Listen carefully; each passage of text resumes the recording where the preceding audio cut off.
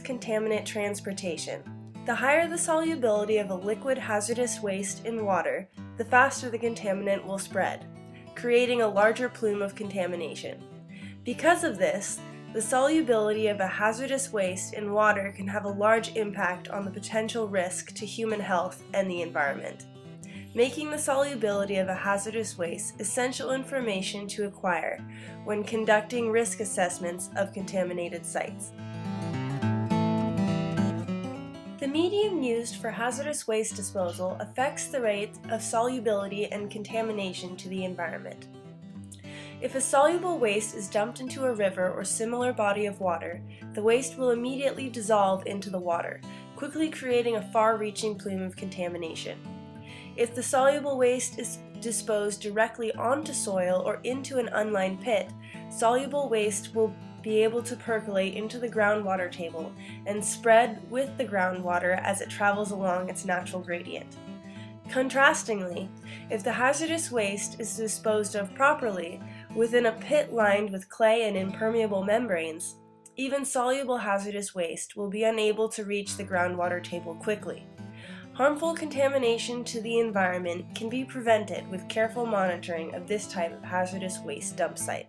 Once hazardous waste contamination has occurred, the solubility of the waste directly affects the type of treatment methods that should be used to clean up the contamination. If the contamination is caused by a relatively stable, immiscible hazardous waste, it can be assumed that the contamination will not quickly spread into a large plume.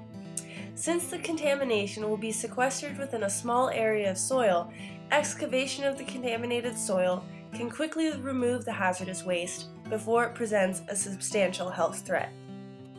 In contrast, if the contamination is caused by a highly soluble hazardous waste, the waste could spread into the groundwater and create a large plume. This type of contamination cannot be easily remediated with excavation. More complex in situ techniques, such as bioventing and biosparging, will need to be used to treat the contaminated soil.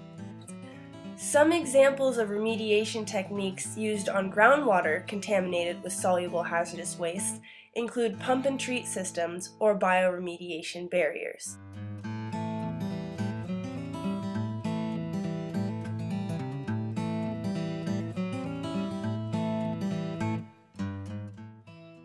Here we have a list of common hazardous wastes.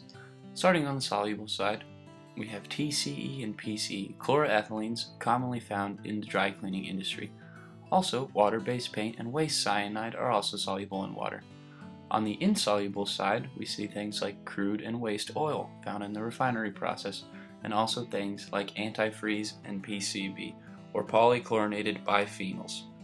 Today we're going to demonstrate the different solubilities of liquids into water. Starting here, both glasses with water.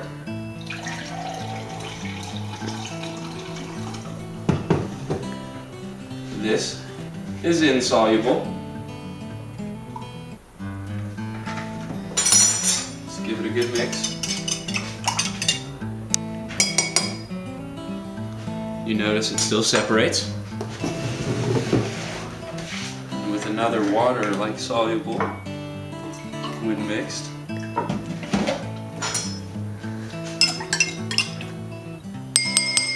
milk is soluble in water.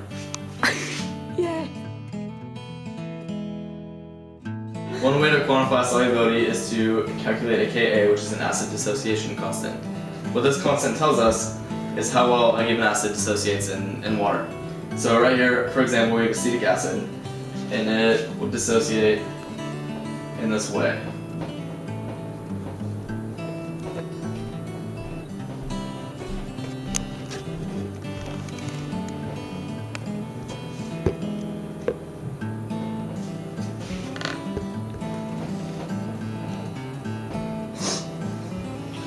Now, the higher the Ka, the more soluble an acid is in water.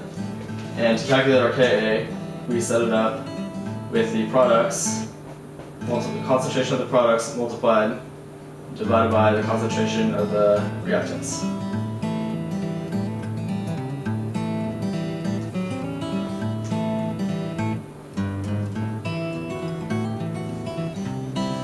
for this example with acetic acid, our Ka turns out to be 1.8 times 10 to the negative fifth. Now this is a relatively weak acid, so it has a pretty small Ka. So another use for the acid dissociation constant is to be able to quantify the concentration of the products of the acid dissociation. So in a general form, we have Ka is equal to this, pure acid and conjugate acid. And we can calculate this using an ICE table.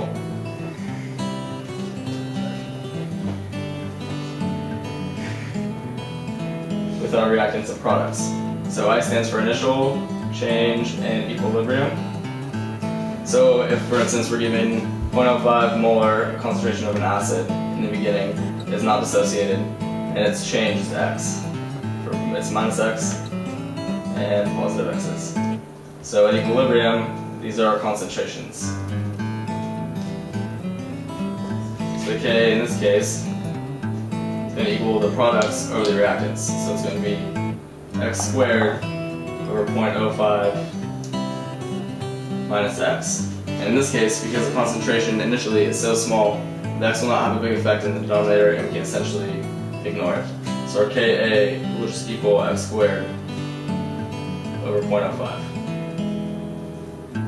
Looking for x to get the concentration of the products, we have x equals the square root of 0.05 times the Ka. And if we use the Ka for acetic acid, which was 1.8 times 10 to the negative fifth, we obtain a value for the products of 9.5 times 10 to the negative fourth molar.